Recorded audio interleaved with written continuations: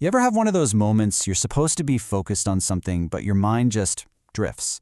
One second you're here, and the next, you're lost in some memory or a worry or just, static? It's something we all go through, that constant internal chatter.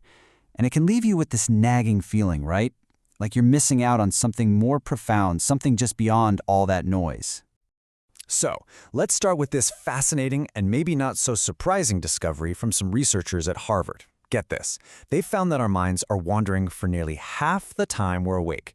And here's the real kicker. We are way less happy when our minds are off doing their own thing compared to when we're actually locked in on the present moment.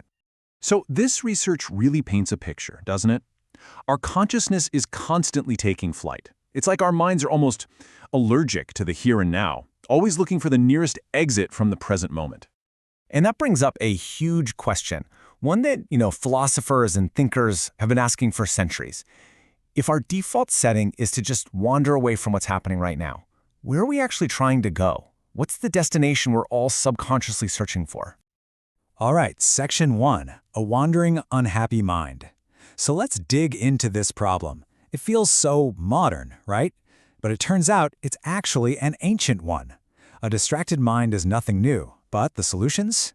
Well, they might just be timeless.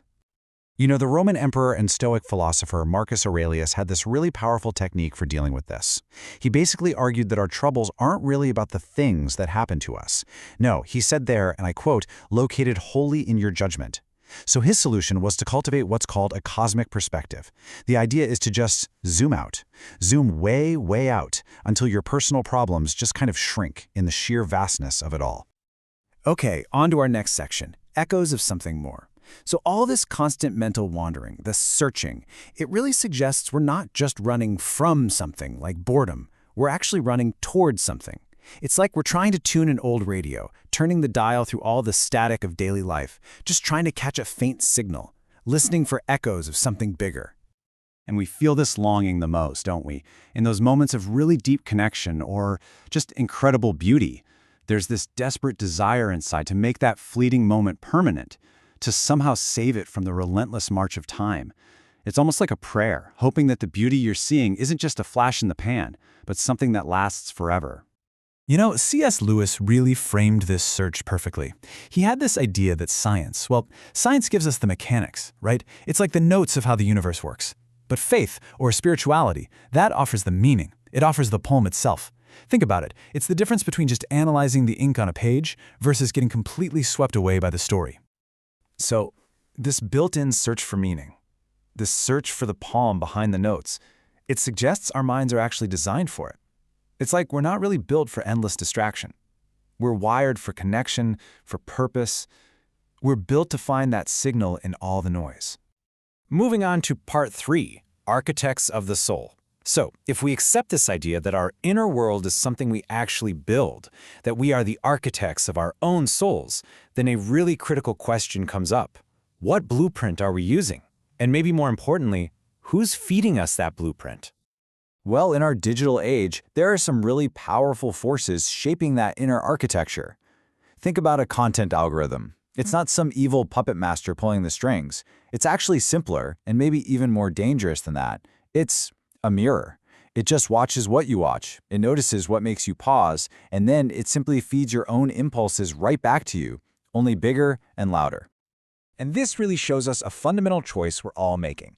On one side, you have a world that's curated by our fleeting moment-to-moment impulses. And on the other, you have a gaze that's fixed on something eternal. So the question becomes, which algorithm are you allowing to shape your thoughts, your desires, your very soul? Let's just break this down for a second. The digital algorithm, right? Its input is your clicks, your pauses, your impulses. And the output, an echo chamber of distraction and envy.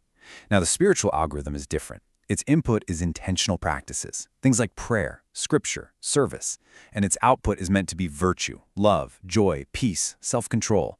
At the end of the day, one is designed to cash in on our cravings, and the other is designed to transform them.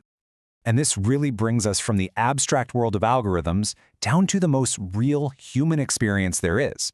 The result of a life that's aimed at something higher isn't just some fleeting emotional high. No, as this quote says, it's a deep sense of belonging. It feels like home.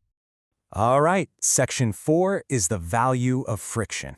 Because this journey toward a meaningful life, toward that feeling of home, it's rarely a smooth ride. It's definitely not a frictionless slide. In fact, it almost always involves navigating hardship, pain, and what we're going to call friction. And this leads to a question that every single one of us asks at some point. Why is life so often painful? Different worldviews give you totally different answers. Is all this suffering just a random, meaningless glitch in the system? Or could it be something more? Well, one really powerful answer comes from this idea called the veil of soul-making. And what it does is it completely reframes the entire purpose of the world. It suggests that what if the goal here isn't our comfort, but our growth? If that's the case, then suffering isn't some glitch in the system. It's actually a key feature of the design. It's the very environment where souls get forged. And this is really the crucial point, isn't it? The qualities we admire most in people, they just can't be created in a world without problems. I mean, look at this list. You can't have courage without danger. You can't have patience without delays and frustrations. Empathy requires shared pain. These virtues don't just pop out of nowhere. They're forged by their exact opposites in the fire of adversity. Now, this perspective doesn't just magically erase the pain, of course, but what it does offer is profound hope. It reframes darkness not as the end of the story, but as a temporary state, just a passing shadow in a much, much larger narrative. And this brings us to our final section, a life that hits its target. This is all about a radical redefinition of what a perfect or successful life really is. It's not about avoiding all that friction. It's about fulfilling a purpose. So instead of building your life on the shifting sands of comfort or other people's opinions or your own fleeting feelings, this view suggests anchoring yourself to something that doesn't move, something eternal, a truth that stands firm no matter what storms are raging around it.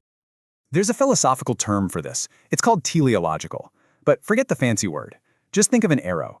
The perfection of an arrow isn't judged by how easy its flight was or whether it missed the wind. Its perfection is judged by one thing and one thing only. Did it hit the target? A perfect life, then, is a life that reaches its intended end. And really, here's the ultimate takeaway from all of this. From this point of view, the value of your life isn't measured by how comfortable it was. It's measured by its destination. The journey is going to be full of friction for sure, but the perfection of that journey is only found when you arrive at the goal. And so that leaves us with one last big thought to chew on. If the measure of a life is whether or not it hits its target, then we all have to ask ourselves a pretty simple but also incredibly profound question. What target is my life aimed at?